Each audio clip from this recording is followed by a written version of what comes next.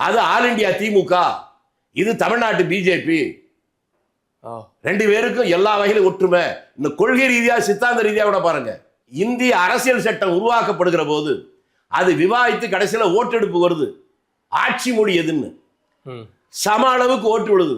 அன்னைக்கு சேர்பர்சன் வந்து சஞ்சீவ் ரெட்டி தன்னுடைய ஓட்டை இந்திக்கு எதிராக போட்டனால தான் சட்டத்திலேயே ஆட்சி மொழியாக இந்தி வரல. உங்க கொள்கையை அவர் தான் காப்பாத்திருக்கிறார். அந்த தேர்தலில் யாருக்கு ஓட்டு போட்டீங்க? இந்தி ஆட்சி மொழியா வரவிடாம தடுத்த சஞ்சீவ் ரெட்டிக்கா?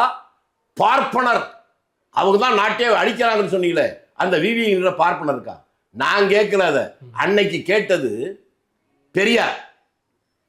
கண்ணீர் துளி பசகா, 1000 இருந்தாலும் சஞ்சீவ் ரெட்டி நம்மாளு, விவிகிரி பாப்பான், அவனுக்கு ஓட்டு போடாதீங்க. அப்போ உங்க மூலவர் கருணாநிதி என்ன சொன்னார்? முறை சொல்லி எடுத்து படிங்க, நான் ஒன்றும் சொல்ல வேணாம். பத்திரிகையாரன் கேட்கிறாங்க, உங்க தந்தையே இப்படி சொல்றாருன்னு. அதுக்கு அவர் சொன்னது, தந்தைக்கு வயதாகிவிட்டது, ஏதேதோ பிதற்றுகிறார். இது நேரத்துக்கு தகுந்த மாதிரி எதை வேணாலும் பேசுறவங்களை வச்சுக்கிட்டு நம்ம என்ன பண்ண முடியும்?